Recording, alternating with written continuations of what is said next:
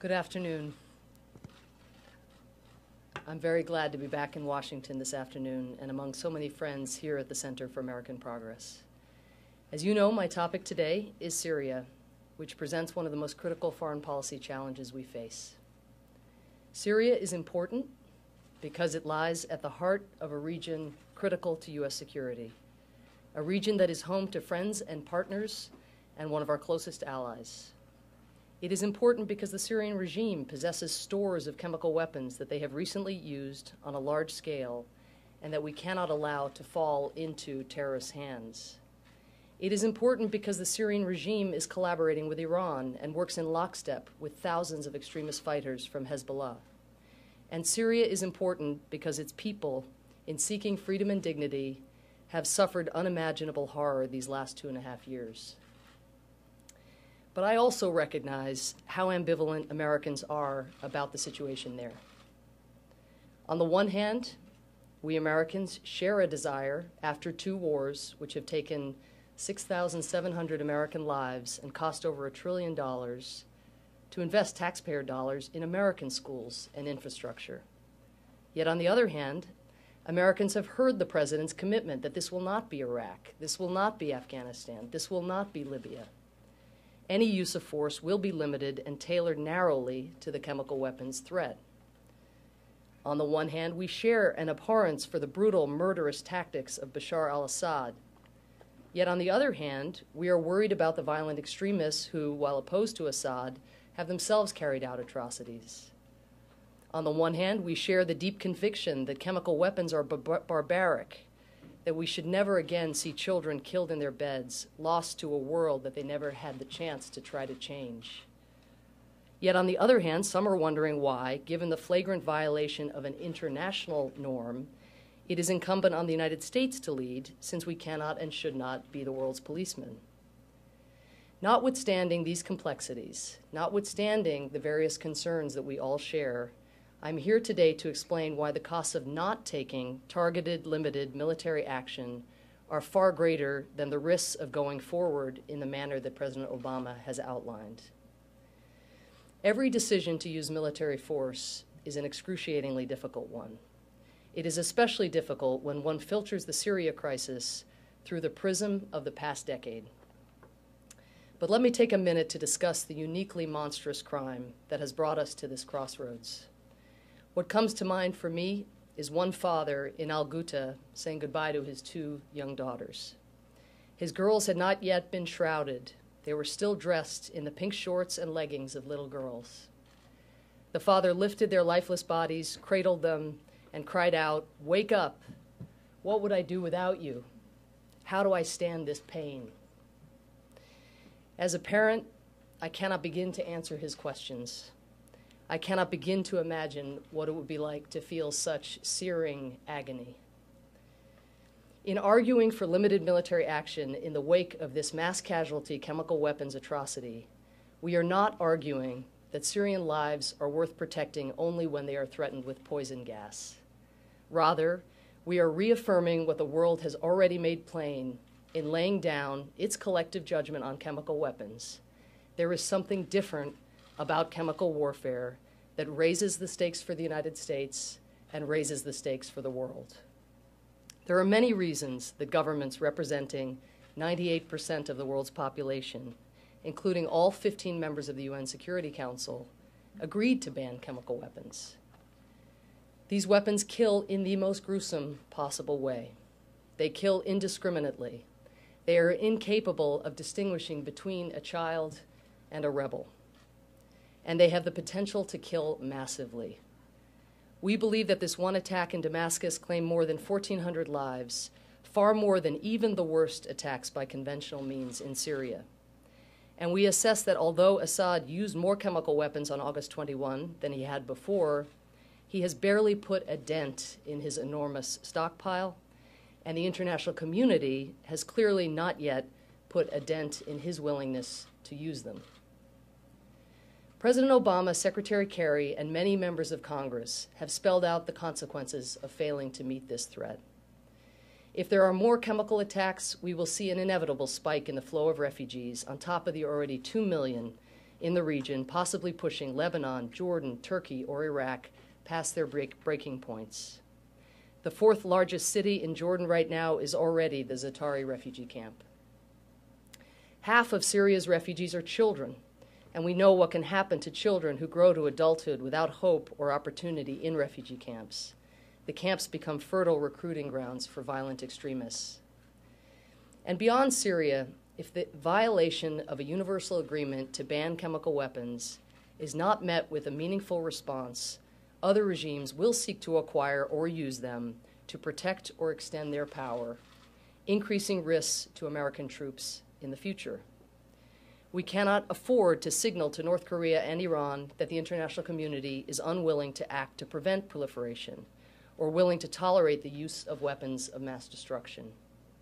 If there are no consequences now for breaking the prohibition on chemical weapons, it will be harder to muster an international consensus to ensure that Hezbollah and other terrorist groups are prevented from acquiring or using these weapons themselves. People will draw lessons if the world proves unwilling to enforce the norms against chemical weapons use that we have worked so diligently to construct. And Israel's security is threatened by instability in the region, and its security is enhanced when those who would do it harm know that the United States stands behind its word. That's why we've seen Israel's supporters in the United States come out in support of the president's proposed course of action. These are just some of the risks of inaction. But many Americans and some members of Congress have legitimately focused as well on the risks of action. They have posed a series of important questions, and I would like to use the remainder of my remarks to address a few of them. Some have asked, given our collective war wariness, why we cannot use non-military tools to achieve the same end. My answer to this question is, we have exhausted the alternatives. For more than a year, we have pursued countless policy tools short of military force to try to dissuade Assad from using chemical weapons. We have engaged the Syrians directly, and at our request, the Russians, the UN, and the Iranians sent similar messages. But when Scuds and other horrific weapons didn't quell the Syrian rebellion, Assad began using chemical weapons on a small scale multiple times, as the United States concluded in June. Faced with this growing evidence of several small-scale subsequent attacks, we redoubled our efforts. We backed the UN diplomatic process and tried to get the parties back to the negotiating table, recognizing that a political solution is the best way to reduce all forms of threat. We provided more humanitarian assistance. And on chemical weapons specifically, we assembled and went public with compelling and frightening evidence of the regime's use. We worked with the UN to create a group of inspectors and then worked for more than 6 months to get them access to the country, on the logic that perhaps the presence of an investigative team in the country might deter future attacks. Or, if not, at a minimum, we thought perhaps a shared evidentiary base could convince Russia or Iran, itself a victim of Saddam Hussein's monstrous chemical weapons attacks in 1987, 1988, to cast loose a regime that was gassing its people. We expanded and accelerated our assistance to the Syrian opposition. We supported the UN Commission of Inquiry. Russia, often backed by China, has blocked every relevant action in the Security Council, even mild condemnations of the use of chemical weapons that did not ascribe blame to any particular party. In Assad's cost-benefit calculus, he must have weighed the military benefits of using this hideous weapon against the recognition that he could get away with it because Russia would have Syria's back in the Security Council. And on August 21, he staged the largest chemical weapons attack in a quarter century while UN inspectors were sitting on the other side of town. It is only after the United States pursued these non-military options without achieving the desired result of deterring chemical weapons use that the president concluded that a limited military strike is the only way to prevent Assad from employing chemical weapons as if they are a conventional weapon of war. I am here today because I believe, and President Obama believes, that those of us who are arguing for the limited use of force must justify our position, accepting responsibility for the risks and potential consequences of action. When one considers pursuing non-military measures, we must similarly address the risks inherent in those approaches. At this stage, the diplomatic process is stalled because one side has just been gassed on a massive scale, and the other side so far feels it has gotten away with it. What would words in the form of belated diplomatic condemnation achieve?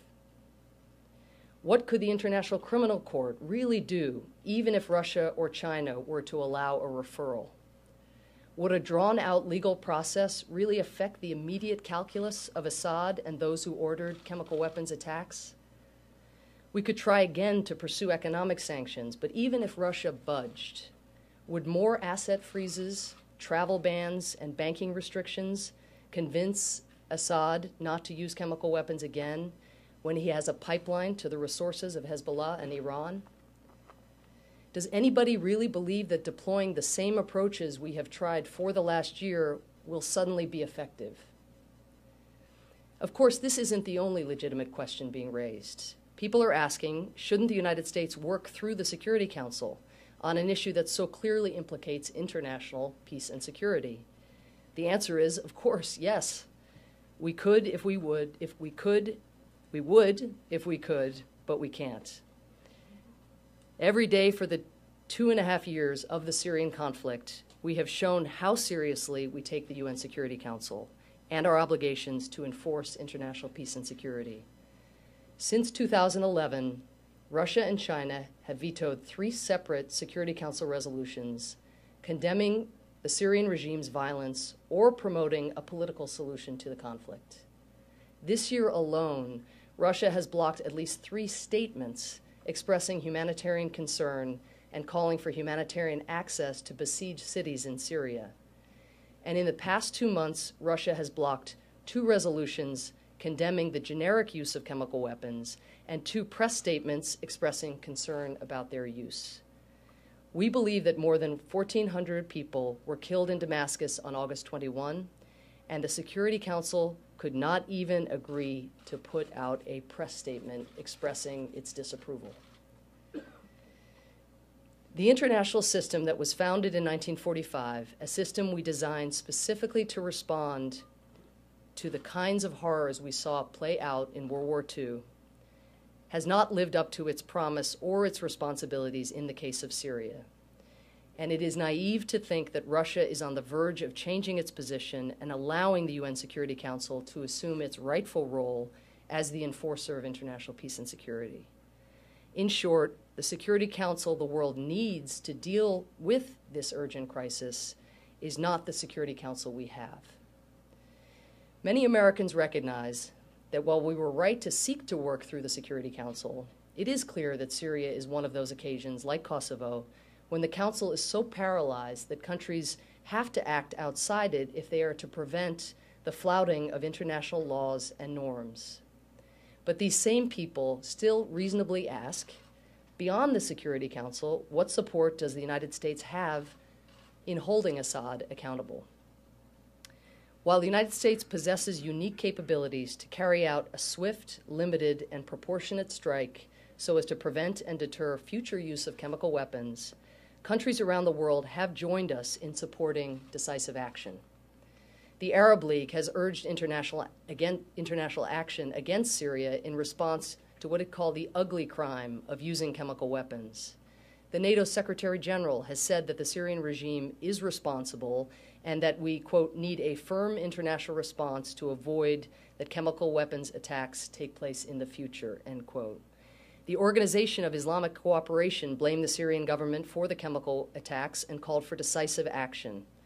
And 11 countries at the G20 summit today called for a strong international response and noted their, quote, support for efforts undertaken by the United States and other countries to reinforce the prohibition on the use of chemical weapons, end quote. As I have found over the last week at the UN, the more that countries around the world are confronted with the hard facts of what occurred on August 21, the more they recognize that the steep price of impunity for Assad could extend well beyond Syria. The President's decision to seek congressional support has also given the United States time to mobilize additional international support, and there is no question that authorization by our Congress will help strengthen our case. One of the most common concerns we have heard centers less on the how or when of intervention, but on the what. Some Americans are asking, how can we be sure that the United States will avoid a slippery slope that would lead to full-scale war with Syria? On the other hand, others are asking, if the U.S. action is limited, how will that have the desired effect on Assad? And these are good and important questions. The United States cannot police every crisis any more than we can shelter every refugee. The President has made it clear he is responding militarily to a mass casualty chemical weapons incident. Any military action will be a meaningful, time-limited response to deter the regime from using chemical weapons again and to degrade its ability to do so. From the start of the Syrian conflict, the President has consistently demonstrated that he will not put American boots on the ground to fight another war in the Middle East. The draft resolution before Congress makes this clear. President Obama is seeking your support to employ limited military means to achieve very specific ends, to degrade Assad's capacity to use these weapons again and deter others in the world who might follow suit. And the United States has the discipline as a country to maintain these limits. Limited military action will not be designed to solve the entire Syria problem. Not even the most ardent proponents of military intervention in Syria believe that peace can be achieved through military means. But this action should have the effect of reinforcing our larger strategy for addressing the crisis in Syria. By degrading Assad's capacity to deliver chemical weapons, we will also degrade his ability to strike at civilian populations by conventional means. In addition, this operation, combined with ongoing efforts to upgrade the military capabilities of the moderate opposition, should reduce the regime's faith that they can kill their way to victory. In this instance, the use of limited military force can strengthen our diplomacy and energize the efforts by the UN and others to achieve a negotiated settlement to the underlying conflict. Let me add a few thoughts in closing. I know I have not addressed every doubt that exists in this room, in this town, in this country, or in the broader international community. This is the right debate for us to have. We should be asking the hard questions and making deliberate choices before embarking upon action. There is no risk-free door number 2 that we can choose in this case. Public skepticism of foreign interventions is an extremely healthy phenomenon in our democracy, a check against the excessive use of military power. The American people elect leaders to exercise judgment, and there have been times in our history when presidents have taken hard decisions to use force that were not initially popular because they believed our interests demanded it. From 1992, when the Bosnian genocide started, till 1995, when President Clinton launched the airstrikes that stopped the war, public opinion consistently opposed military action there. Even after we succeeded in ending the war and negotiating a peace settlement, the House of Representatives, reflecting public opinion, voted against deploying American troops to a NATO peacekeeping mission.